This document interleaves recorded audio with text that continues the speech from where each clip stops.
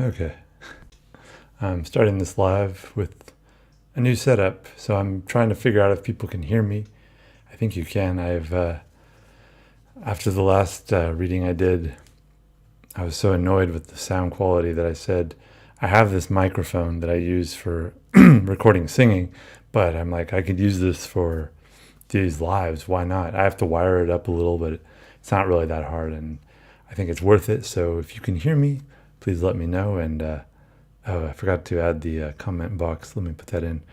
You don't see this, but in my software, so I can have it all on one page.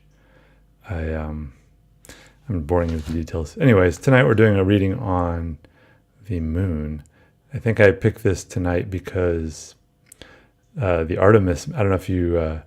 Oh, thank you, AA6061 for letting me know. Okay, I hope the sound quality is a lot better tonight. I mean, this is a much better microphone. It's like a $150 microphone. And at some point I'll probably get like a desktop microphone so I don't have to sandwich it right between my on the desk and whatever. But it works, and I think I hope it'll have better sound quality. I'm not monitoring it with my headphones, so I'll check it afterwards to see if the sound holds up, because I think I'm hoping it's better, and certainly better than the computer's in-house mic. So let me just get set up with a few things. I need to put my comments section in OBS, which is the software. I hope you're all doing well tonight. I have no idea how long this reading will be, because I have an appointment tomorrow morning, so I don't really want to stay up super late, but sometimes the reading demands it. So it just depends on what happens. Okay, I think I'm good with everything. So I picked this reading tonight, the moon. I think I'd been thinking about doing readings on the moon and Mars because they're regularly in the news for attempts by both private companies and governments to colonize the moon, colonize Mars. Elon Musk says he wants to die on Mars, and they've talked about it. So I think they're both. I'll do a reading in the future on Mars as well, but the moon is kind of relevant right now because on November 16th, I believe, Artemis 1, the first in the Artemis missions. I think it's a joint mission between United States, Japan, and I forget, maybe part of Europe. I don't remember, but it's a joint mission, and the goal is to set foot on the moon again and set up colonies or something. So I basically just want to look and see how feasible is this, because we haven't been to the moon in 50 years. But in that time, obviously, a lot of technology has rapidly increased. So is it more feasible and reasonable to expect us to not only to get to the moon, but to make it more than just a touch and go in which we collect some sand, or not sand, but, lunar soil or whatever it's called, whatever it is. I don't know if it's soil. It's just kind of rock, huh? And just to make it something that we can sustain, it seems like a big leap from just doing a quick mission. But this Artemis mission is supposed to have humans back on the moon in some way, shape, or form by 2025, and that seems very close. So. But, there have been a lot of rocketry advances. Obviously, SpaceX and Blue Origin and Virgin Galactic, all of them are doing regular rocket tests and rocket launches. And so there have been technological improvements. But is it enough to have some kind of a colony on the moon that is functional in some way, shape, or form? I also want to look at, is it going to be something that's sustainable, not just physically in terms of health, but is it going to be like profitable? Is there going to be some profit that comes from being on the moon? Hi, Rainbow. And it's interesting the comments, because sometimes they throw me off, but I love comments. So please go ahead, all y'all. And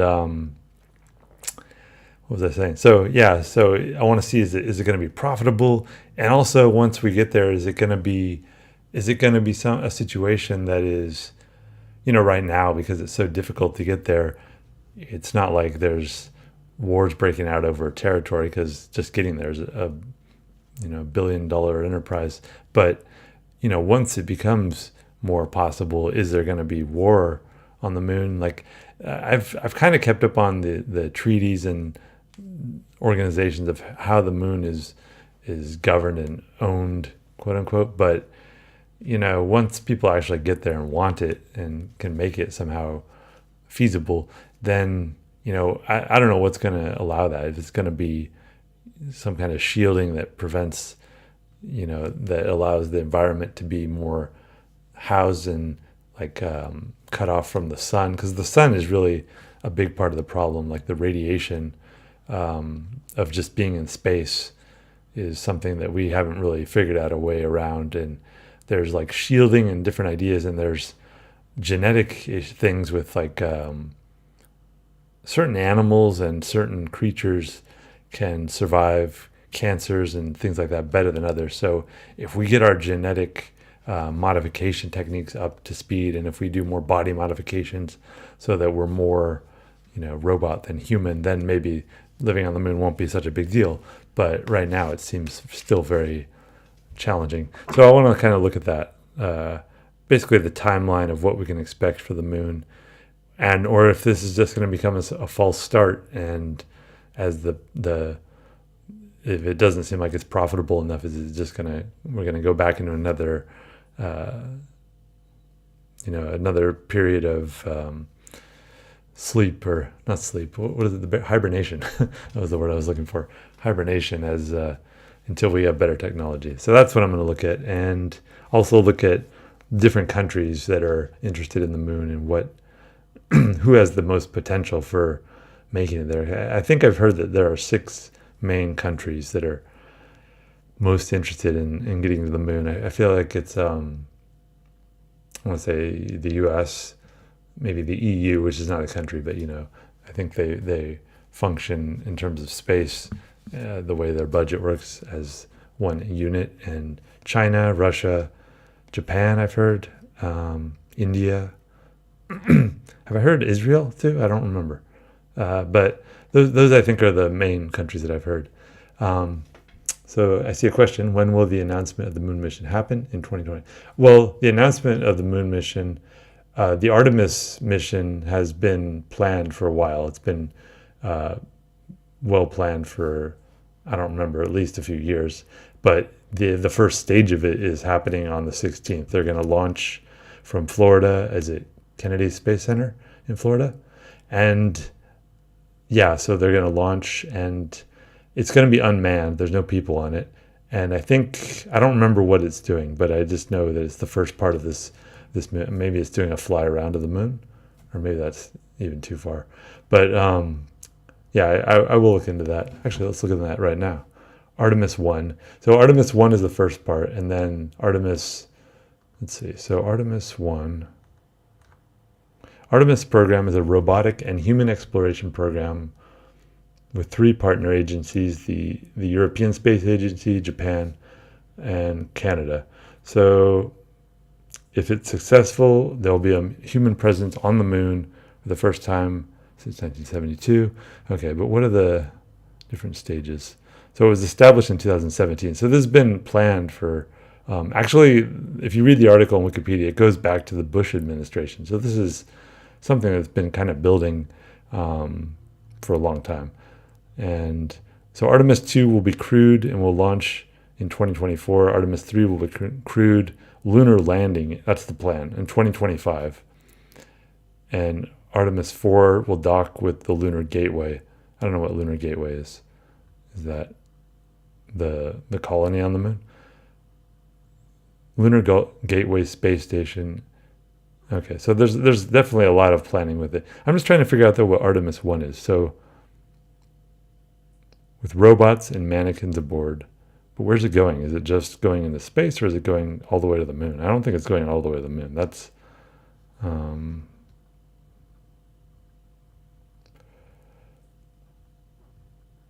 Artemis flights. Okay, so proposed mission, planned missions.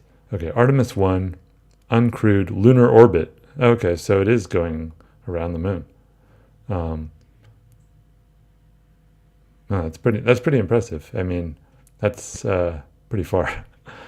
And then Artemis 2, a person. So that for Artemis 2, they're not going to land on the moon. They're going to go around the moon with 4 people. And then Artemis 3 in 2025, that's going to be 2 people. 4 people are going to, 4-person lunar orbit with 2-person lunar landing. So I think 4 people total are going to the orbit, and 2 people will land, and then 2 people will return. That's similar to what happened in 1969 with Neil Armstrong and Buzz Aldrin. They went down, and then Michael Collins remained in the lunar orbit. If you haven't seen the movie Apollo 13, the documentary, it's amazing. The footage in that is incredible. The only problem is like the footage is great on Earth, but then once they get into space, the footage is very minimal. It's mostly audio, but the footage is still pretty incredible, and I recommend watching that just to get an idea of all the process and the work involved, and the cost and the scale of the whole endeavor is astonishing. You see it's like the size of a skyscraper. The rockets. I don't think you really appreciate it if you just watch it on TV, but it's incredible. So, anyways, it's pretty exciting stuff. So let me get back to my screen. So no, actually, I see your question. No, it's November 16th, not December 16th. So it's supposed to be coming up. Sometimes there's weather conditions that forces the things to be changed, but I believe, let's see what time it is. I'll tell you the exact time of the launch. I'm sure you can find a YouTube channel that's going to show it, or just any news station. Launch time in Florida is going to be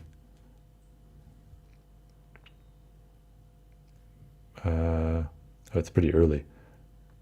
Artemis at 3:30 p.m. on November 15th. I don't know. I'll put it in the comments afterwards because I don't want to spend all this time looking at it. But I know it is. I believe it's November 16th, so tomorrow. Yeah, very soon. If anybody else wants to look it up, Google it while I'm doing reading and get the exact details, that'd be great. But otherwise, I'll put it in the comments afterwards, and yeah, I'll watch it if I'm awake. I don't know what. Like I said, I'm in Malaysia, so I don't know what time it's going to be in Florida. It may not be, but I will at least watch the recording. Okay, so let's. I guess I'll begin with that Artemis 1 because just see what its overall success and overall like how according to the mission plans it'll go, because I'm curious about that. Unmanned, which is so even if it explodes or something, that's no human life, but still it's billions of dollars. So going all the way around the moon is pretty impressive. And was it earlier this year that China landed on the far side of the moon? Am I getting that right? Okay, so I'm going to begin, looking at Artemis 1, the overall success of this mission.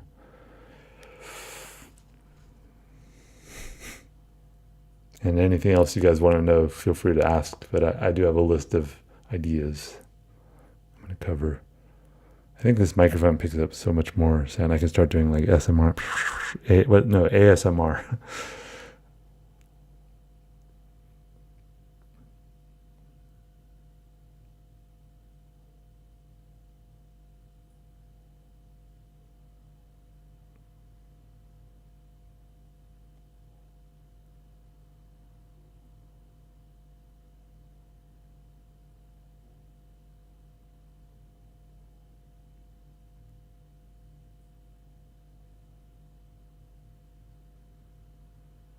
Okay. Okay, I'm seeing the Page of Pentacles, which is, it seems pretty solid, pretty safe. Like Pentacles cards are usually pretty safe in terms of, things going physically according to plan. So I don't see any major issues with this first Artemis 1 mission. Yeah, and a page card is usually about the beginning of a process, or the first fledgling bursts of energy into a process. So it seems pretty solid. Let's take a look at the remainder of those Artemis missions, if they will get on the moon by 2025 as planned. I'll just take a look at that. Will a human step foot on the moon again by 2025? That's pretty close.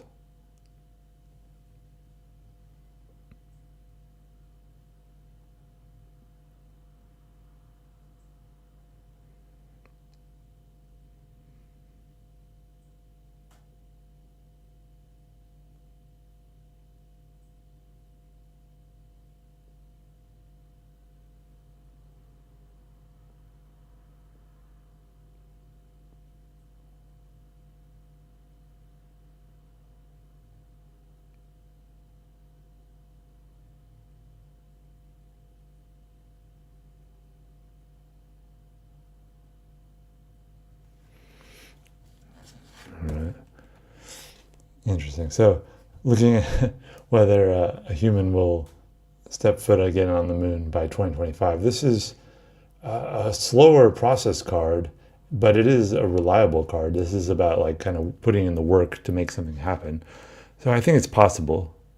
It's just like completing the steps, the necessary steps, and this could be a little slow. So it may not happen necessarily in 2025, but I think it'll happen by like in the next 5 years. Like it's going to happen. That seems to be the direction. I just don't know. This is just kind of a slow process card, like the hare and the tortoise versus the hare. So slow and steady, and it's going to happen, but it's just a matter of are they going to be quite ready by 2025? That's still not quite. I feel like it's possible, maybe late 2025, but it's coming along. Yeah. And then let's take a look. So I want to look at these countries, different countries, and see what their potential, like, I guess their potential for making it as a, how likely are they to be, the first people that really start to, I don't know, colonize. I say colonize the moon, and I don't know if that's even possible, but I mean, I know it's possible someday, but is it possible in the 2020s, the 2030s? I think I should look at that, because I know like the biggest, or one of the biggest things that we've done in the last 50 years since we've been on the moon is that robotics has really advanced, in that now that we can have robots go to the moon and like really prepare it for humans, so that when we get there, there'll be some level of living quarters, but is it going to be enough? That's kind of maybe the issue.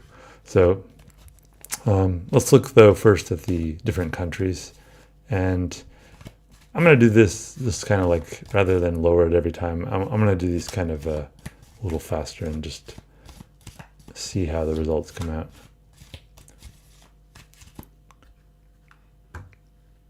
I see a question. Can you get a reading whether the moon mission has an element of money laundering like FTX? Yeah, I can look and see if, what is FTX? I don't know what that is. FTX. Or maybe I'll recognize it once I Google it. FTX, cryptocurrency exchange. Oh, I see what you're saying. I guess, I mean, I can look at that, but I guess I'm more interested in the like practical results. But I will look at, profitability of being on the moon, and whether there's any like sort of, like some sort of, oh yeah, yeah, I recognized it once I Googled it, but like, with the moon, I will look at the financial part of it, and whether like the money is being used like effectively, and whether or if it's just going to palm oil, and who knows where it's going, right? So yeah, I mean, the missions are very expensive, and they have multiple arms of, thousands of people working on it. So diverting large amounts of that money. I don't know. Like, yeah. And also, the companies involved too, the ones that are most actively involved, SpaceX, Blue Origin, Virgin Galactic, are they? Yeah, I'll take a look at each of those. So let me go back though first. I want to look at the countries to see which has the greatest potential for, quote unquote, colonizing the moon. So let me start with India, just to shake it up. Oh, that jumped out. So I don't know if that jumped out actually, because it's the same card, and I don't know if I'm going to try again, because that didn't feel like a clean jump. Okay, it jumped out. The same card jumped out again. So I guess this is India. I think that's a sign. So the Eight of Pentacles is, like I said, just a slow and steady process. So I think India is coming along with their program, but I don't see them being the first player to establish things on the moon. I think they're more like, they'll get there, I think, but it's a slower process. Let's keep going with the other countries I mentioned. So what else did I mention? South Korea, smaller country, but a powerhouse in its own way.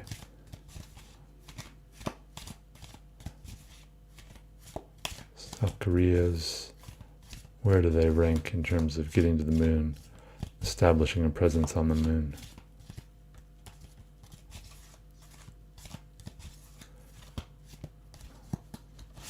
All right. So I see the Lovers. Interesting. The Lovers is more about like kind of being receptive to the larger workings of the universe and a larger hand at work. So I don't see, again, like with India, I don't see them being the first to arrive on the moon. This is more like they'll get their place on it and there, because they have a process going as well. But I don't see them being the first player to arrive. Let's go ahead next with how about Russia? Right now Russia is still investing millions of dollars all the time, every day. I don't know, in the Ukraine war.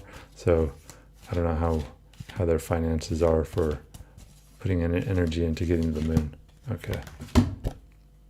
Yeah, I'm seeing the Three of Swords, which doesn't seem like, again, a very they're going to be the first on the moon. Yeah, this doesn't seem like they're placing in the same way that other countries are. All right, let's look at China. I feel like China has a good likelihood. I can't remember what China's plans are at present with the moon. Let me see. I'm just going to take a quick look. So China moon missions. Chinese lunar exploration program. Robotic moon missions. Phase 1, orbital missions. Phase 2, soft landers, rovers. Phase 3, sample return. So this is 2014, 2020. Okay, so final phase, Lunar Robotic Research Station.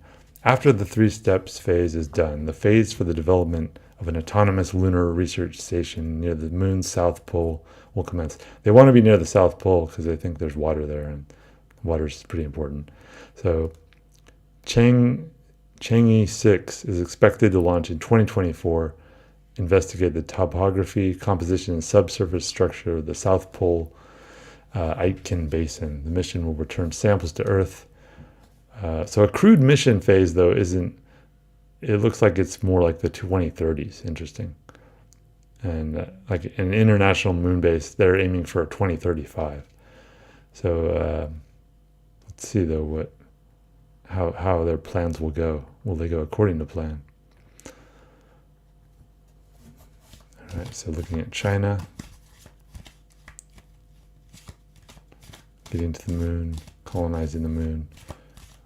What rank will they play in that process?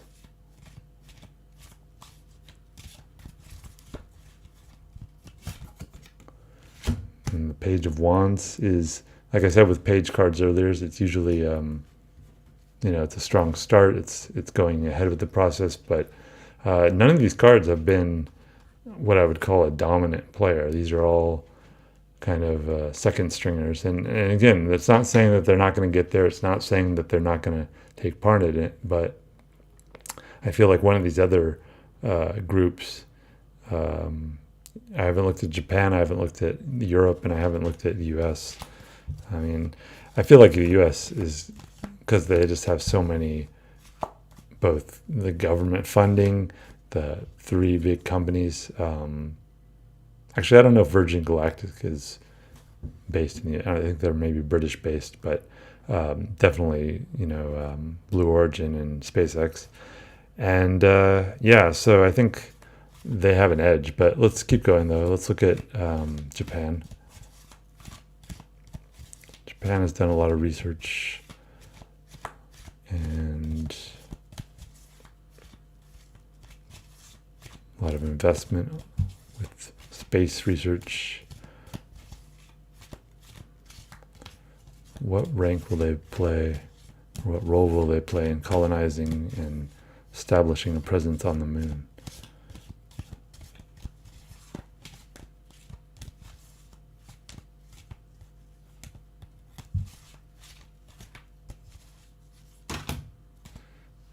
Interesting. So two cards jumped out, which is kind of, I take it as a sign that I need to include both.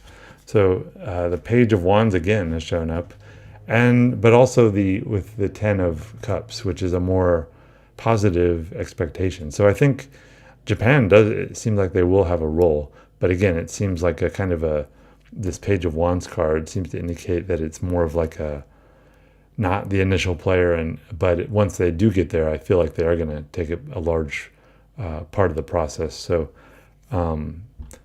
that's interesting.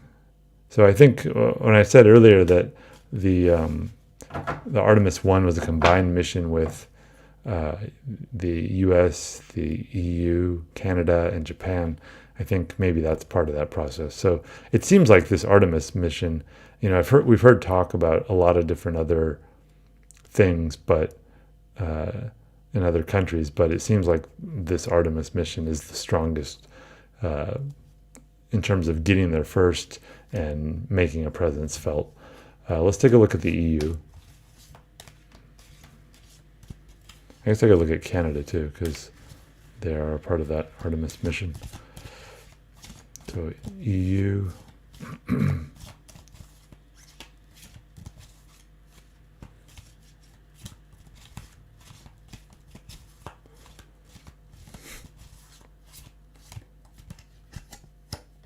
See the Wheel of Fortune. And the Wheel of Fortune is usually a pretty involved card. This seems more opportunistic, but it's not so much about opportunity by planning and hard work. It's more like just being in the right place in the right time and the right situation. So I think this is, again, that Artemis mission seems like, because Japan and the EU are looking pretty good in terms of that. Let's look at Canada.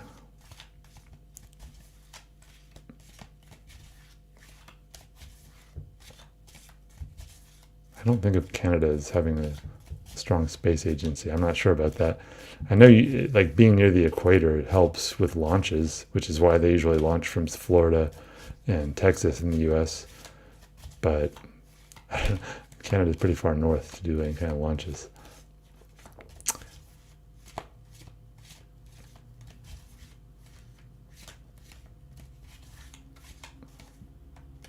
I think I should look too at the timelines to see if they are reasonable. Usually these things never happen faster than planned. Space missions either take longer or occasionally they meet the timeline.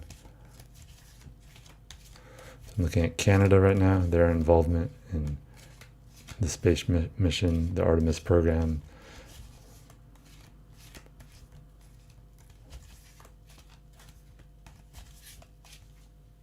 Okay. See the world. So again, all three of these so far, with Japan, Europe, and Canada now, with the world, are more idealized positions to be in for any kind of a space mission. I think, yeah. So let's take a look finally at the U.S.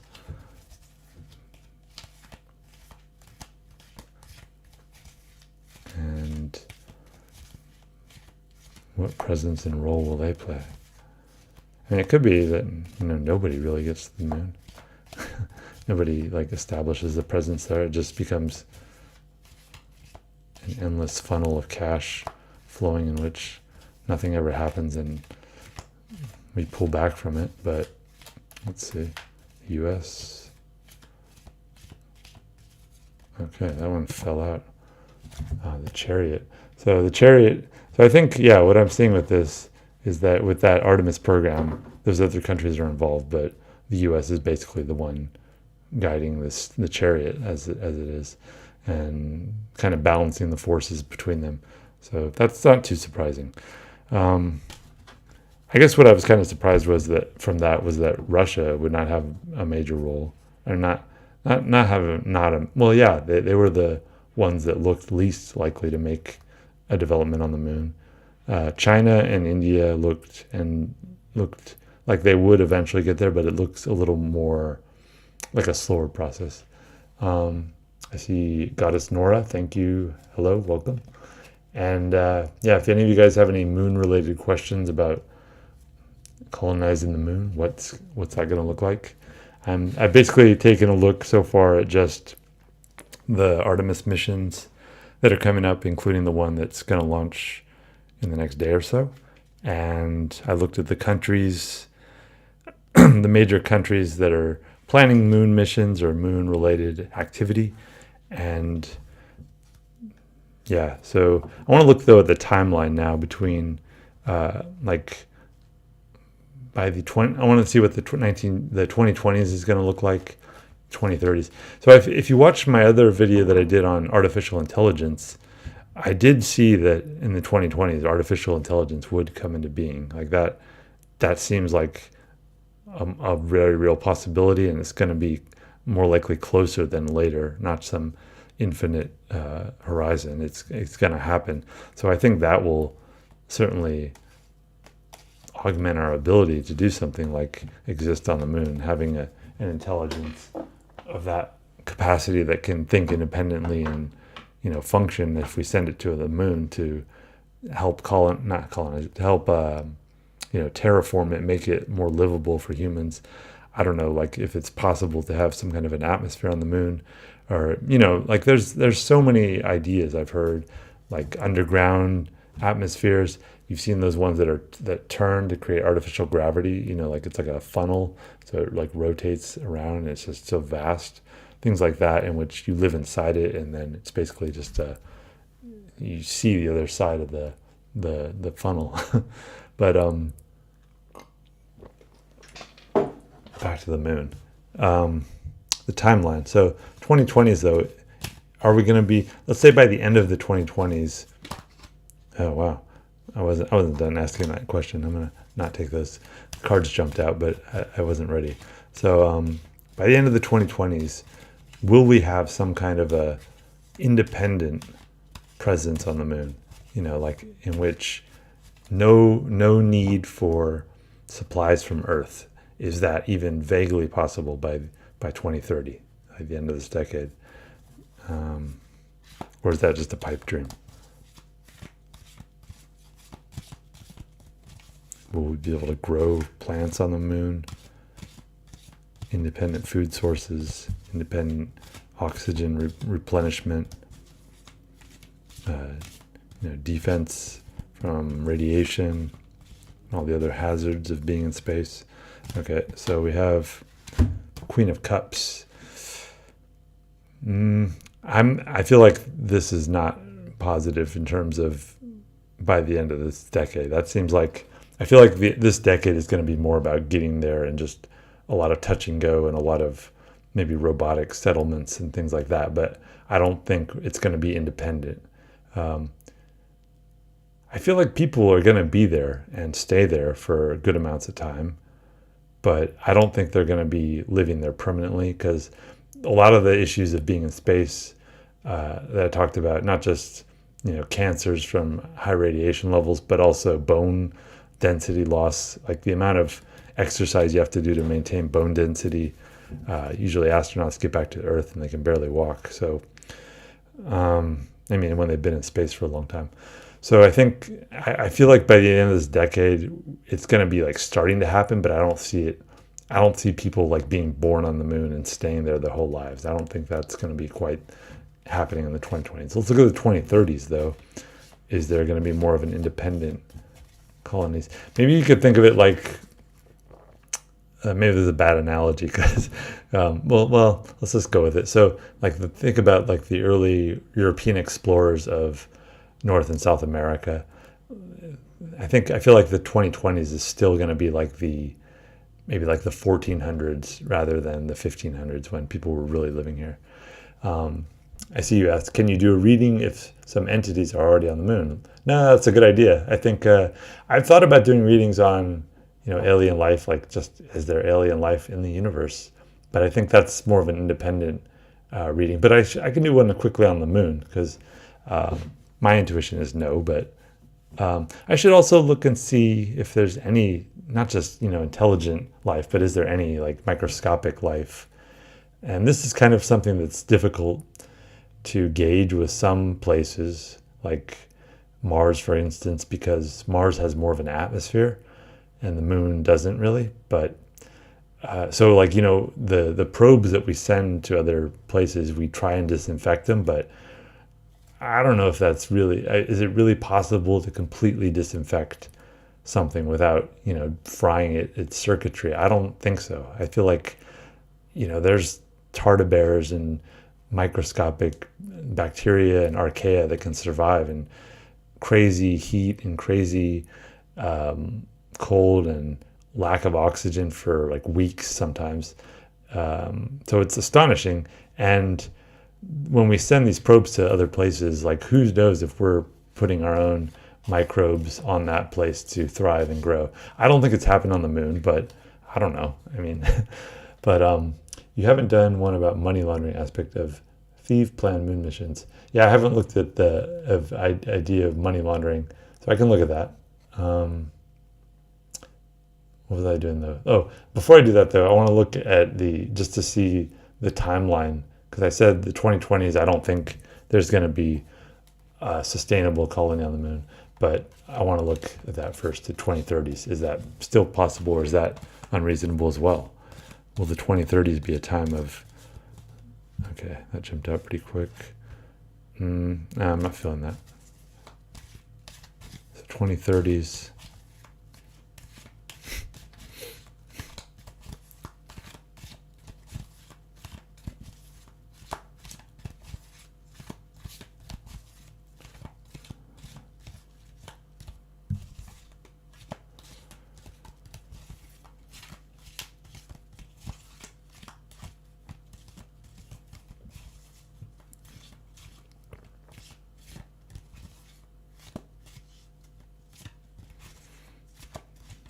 Nothing's jumping out.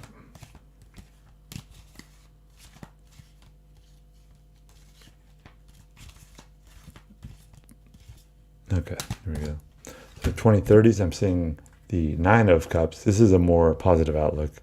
So I think, yeah, this seems like a more reasonable time scale for some kind of colony or existence on the moon.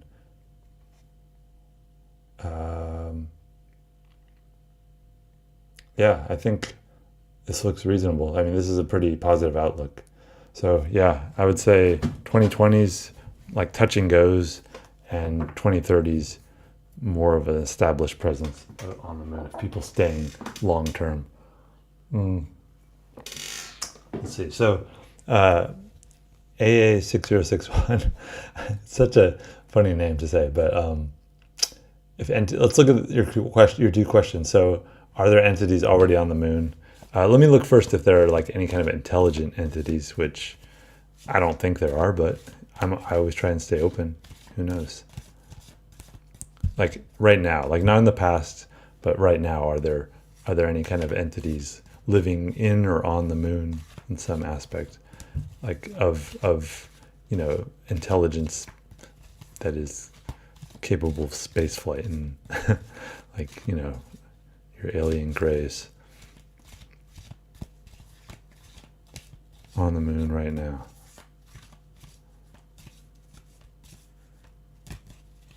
And like I said, I'll do a deeper reading on alien life in another reading, its own topic, sometime in the future.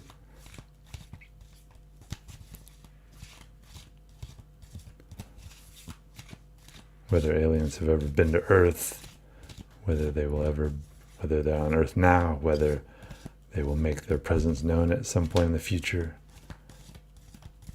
to the world at large.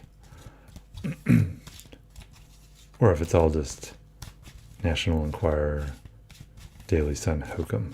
Who knows?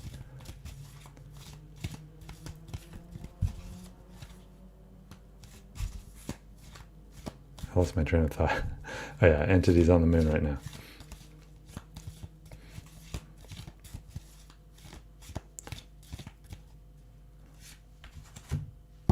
I'm seeing the Lovers. This feels more like I said earlier with the Lovers, that the Lovers is usually about a process that's being orchestrated like beyond any individual control. So I feel like this is the processes that are happening on the moon are not at the level of an intelligence. They're like the baseline of the universe is controlled by physics. That's like your level one, and then you have chemistry, and then you have biology where life starts to emerge. But the Lovers is just at this stage where things are still basically physics. I don't see any intelligent entities on the moon. You asked about money laundering. So do you want to, I don't know if you're talking about a specific like space agency. Like I talked about this Artemis program, which was seemed like a pretty big one. So I guess I'll look at that, unless you want me to look at another specific program, because that one is between 4 space agencies: the US, Canada, Europe, and Japan, and any other companies involved, SpaceX and Blue Origin and what have you. I know aside from the big companies too, there are also smaller companies that are attempting various things, which is pretty astonishing that individual companies, like the price ranges for these things, like the prices always come down with these technologies. Like if you think about animation, like 50, 60 years ago, doing high quality animation was very expensive, and things that you could like do then, now you can do for virtual no budget with just a little software. And that's the general pattern with these technologies, is they do get cheaper, but it takes a long time sometimes. And since the moon missions and space exploration was just in the billions from the 50s and 60s, then it's not surprising that it's still slowly working its way down. It's still very expensive. By the way, I see Hassan, you asked about the stock market 2023. I don't know if you saw, I did a reading on the economy in 2023. I didn't look specifically at the stock market, but you may want to, I don't know if you saw that. And if you did, let me know. But I will, I can do, at the end of this, I could take a quick look at the stock market too, just to see. And I don't know if you mean a specific stock market, but I usually will just kind of look at the NYSE, NASDAQ, those, kind of major American markets. But if you have another specific market you want me to look at. So I'm looking at the money laundering aspects. So will there be a significant amount of money laundering, or,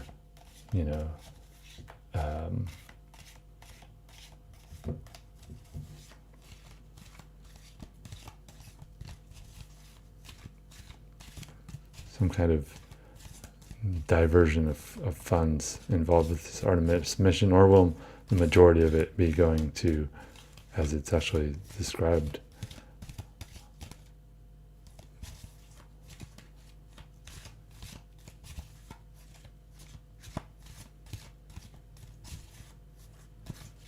By the way, I'm not I'm not a person that really believes in moon conspiracy theories. I think we did go to the moon, but um, if you believe that we didn't, it's your choice. Yeah, no problem. I actually, Hassan, your question about uh, the the stock market is great. I pretty much encourage anything. I usually just save them though till the end because I kind of want to touch on the main topic of the video title and the thumbnail first because I assume that's what people that find this video most want to see. And then at the end, yeah, I always encourage whatever little or large topic. And like I said, if it's too large a topic, I'll do a separate video about it. But that's, no, I can do a quick reading on that at the end. All right, so so I'm seeing the Four of Pentacles relating to money laundering and some form of theft of money. What's the term I'm looking for when people steal money from their employers? I'm really blanking on words tonight, but I see from this, it doesn't seem like the majority of it's. I mean, it seems like the majority of it's going to be going to where it belongs. I don't see a major. I mean, I'm sure there's always going to be some level of waste and theft, but especially like I said, with when billions or trillions of dollars are involved. But I feel like the majority of it is going to be going to the proposed deeds. Embezzlement, yes, thank you. Yeah, but I don't see something like the level of any fraud, like major corporate fraud or anything like that. But yeah, it's certainly possible. But I don't see that with this mission. Okay, so what else did I want to look at? So I want to look at will the moon be like a profitable place? Like, will it ever be profitable? So I'm seeing by the 2030s some form of self-sustaining colonies, but will it be like profitable or will it just be like scraping by?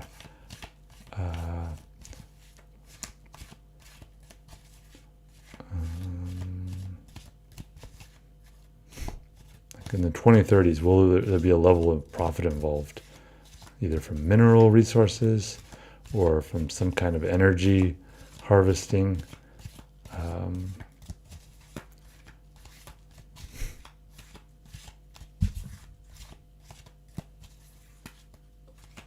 some ways, the outer space is kind of like the early days of the internet in that, interesting, so the devil. And the devil is about, the devil is very much about personal profit. So I think, like I was just starting to say, that this outer space is kind of like the early days of the internet. I feel like right now the really early days of the internet, like we're just like kind of inventing the internet and making it the space in which people, like at some point, I think anyone will be able to do things in space, either with robots and probes, but it can be that might not be till the end of this century or next century or whatever. But I think at some point though there will be a level of profit and the ability to put whatever, like on the internet right now, you can test an idea, you can throw out a website or put out marketing on all these other platforms, but it doesn't have to cost you a lot to test an idea. Right now, to test an idea in space, it's enormously expensive. You can't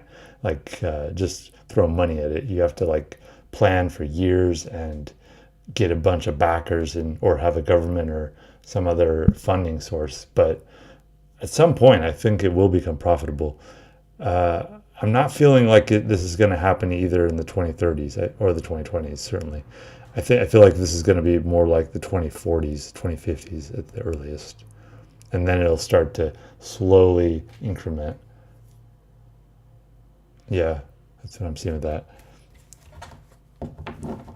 Yeah, taxpayer money. Yeah, it's a good question because, that's kind of like been a huge issue with going into space. Like people are always saying, like, can't we spend this money better on Earth?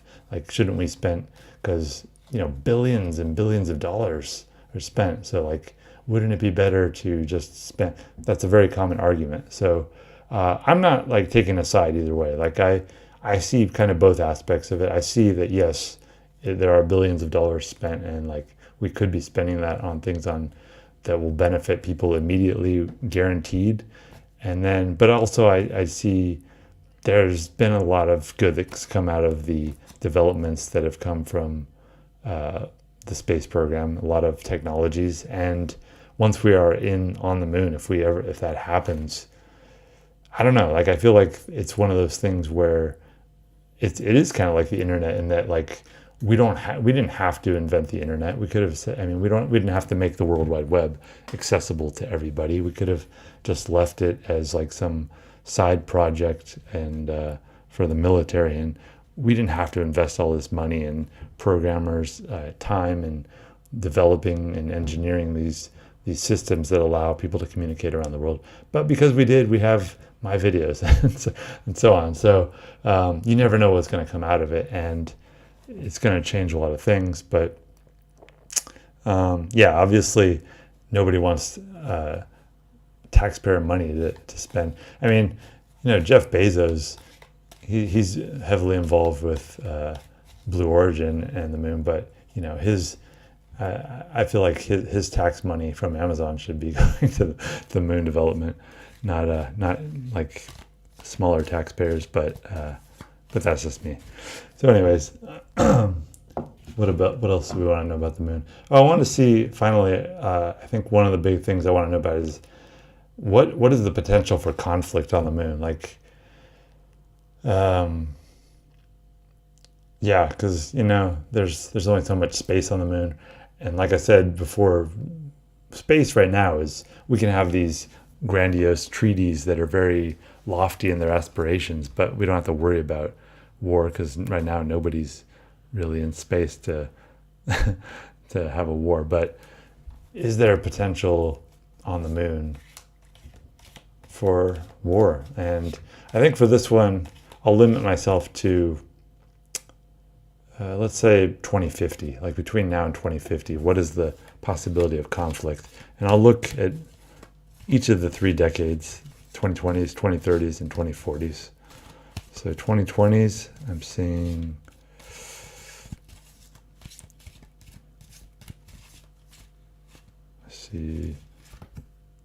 the Fool. So I'm saying with this, I don't think there's going to be conflict on the moon, because there's just not going to be not enough people there in the 2020s. This is more like still a whimsical time when people are just trying to get to the moon, and it's still so undefined on what it's going to be like and how it's going to be. So I don't think there's going to be a major conflict in the 2020s, 2030s. And 2030s is when I said I think colonies will start to be happening in a functional way that allows them to stay on there for months, if not years. Like individuals will be able to stay there for months, if not years, and it'll be able to support itself, sustain itself through its own growth mechanisms, its own resource harvesting, rather than always getting supplies from the earth. So, but what is that going to mean in terms of conflict in the 2040s? So I'm seeing the 3 of Hearts. So I feel like it's going to be more conflict. I don't know if it's going to be physical war, but I'm seeing more people rubbing shoulders, and yeah, I think there's going to be a level of conflict. I think it's going to be more though like strain. I don't feel like it's like going to be like the Ukraine war. I feel like it's going to be more just like people are going to want access to certain areas of the moon. There, like I said, the South Pole is going to be very vital because of the water there, and yeah, I feel like it's going to strain a lot of the way that governments on Earth deal with each other, because there's going to be things about the moon that people want access to. All right, let's look at the 2040s finally. Level of conflict. I saw in my AI reading that 2040s would be when AI really starts to become integrated with society. So how is that going to affect how governments function, how conflict functions? 2040, conflict in the moon.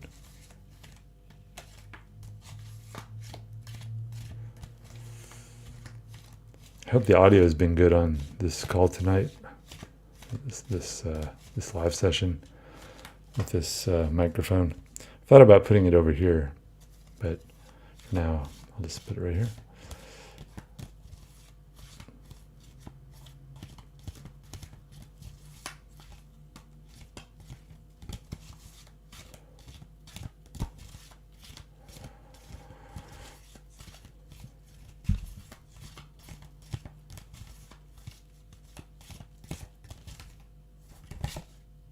All right, so I'm seeing the Eight of Pentacles. I don't see this as a major war card.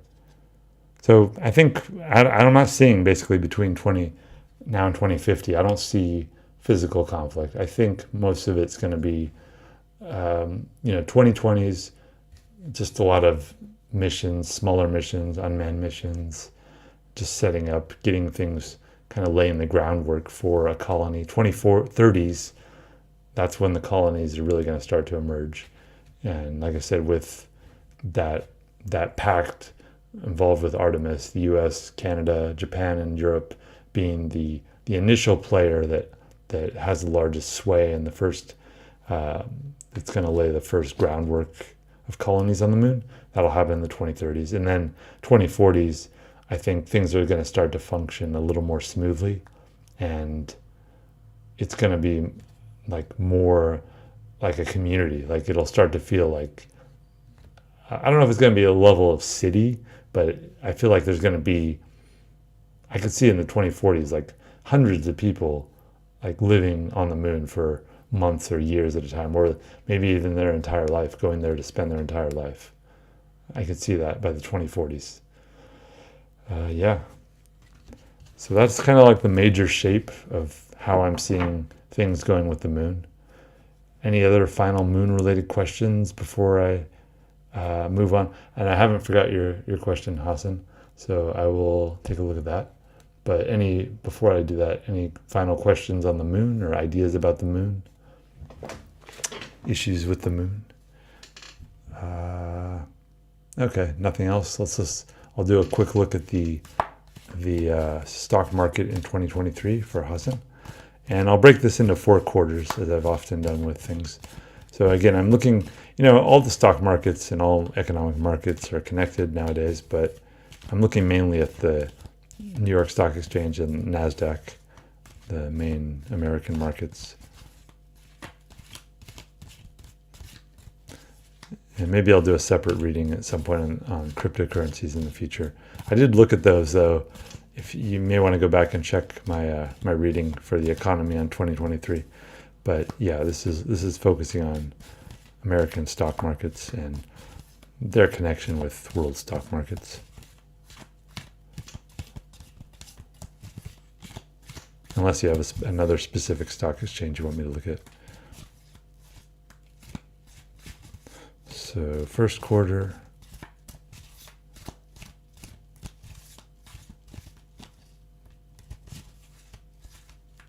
First quarter, I'm seeing Page of Wands.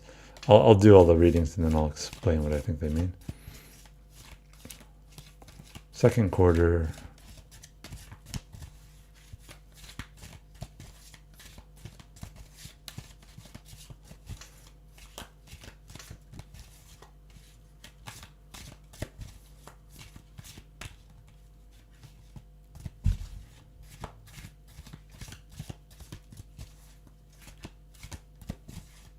Nothing coming up.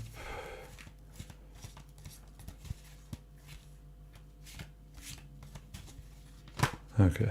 Second quarter, Two of Wands. Third quarter, stock markets.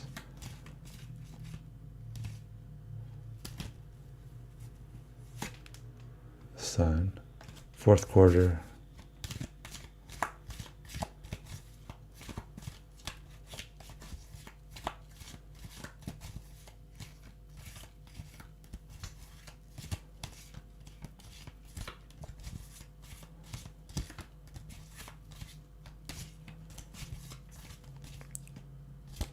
Fourth quarter, the devil. Okay, so let me hold all the cards up. Let's see.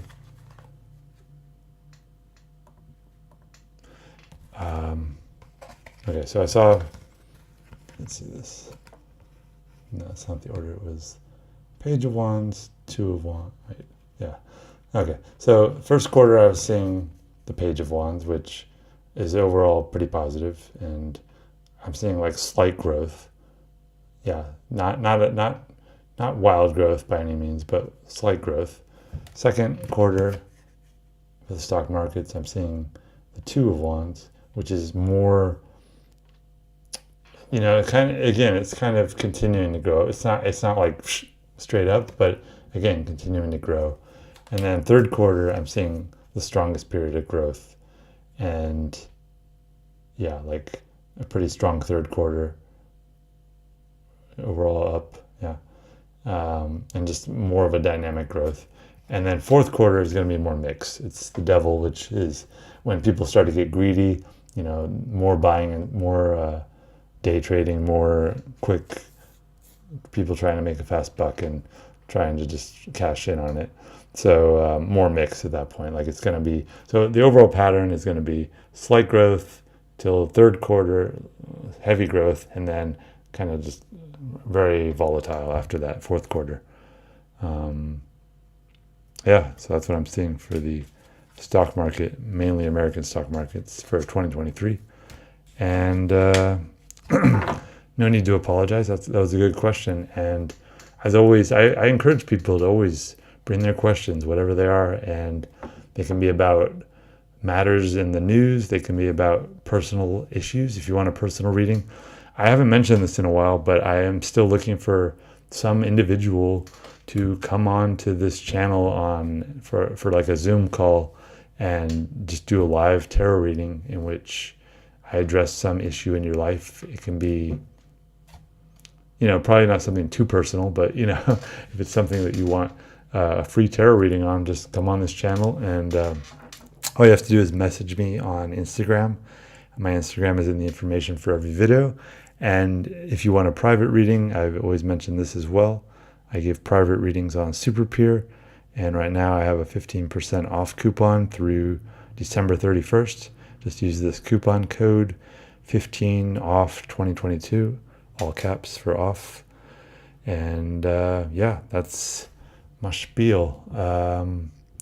Other things, I have 2 other YouTube channels that I haven't really used much lately. This microphone I use mainly for my music, and I do songs on there sometimes, but I've been taking a break so I can work on my production to get better at producing, because I'm still not very happy with production. But I do have a music channel, and I have another channel that's just talking about books, talking about movies, what have you. All that is linked down in my information for every video. And later this week, I'm going to do a live stream on my other channel for a book, this collection of short stories by Alan Moore called Illuminations. I'm reading actually. And so feel free to join me on that. But that day or night, I forget what time it is, I probably won't do a tarot reading that day. But otherwise, tomorrow I have an appointment, so I'm probably not going to do a tarot reading, but I try and do these as often as I can. And feel free to subscribe if you're not already done so, because I love doing these tarot readings, and I like to respond to whatever it is you guys are interested in hearing about. And I have tons of ideas. I do readings on individuals, on events, what have you. So be sure you're around for all my future tarot readings, and I hope to see you there. Other than that, I'm going to call it a night, and this reading has gone on for quite a while, longer than I expected. But it's been fun, and yeah. I see, Hassan, you're saying you're down for a private reading. Do you mean coming onto the channel live? Yeah, if so, just go to Instagram or Twitter and private message me, and we'll figure out the details. And yeah, we can do a Zoom link and no cost. And if you have an issue, I'm telling not just you, but anybody, if you have an issue specific, or we can do just a general reading looking at, your health, your finances, your work life, your relationships, and so on, and whatever you want to focus on. So anyways, yeah, I'm wrapping it up for the night, and thank you everyone for showing up, and I hope to see you in future tarot readings. Bye.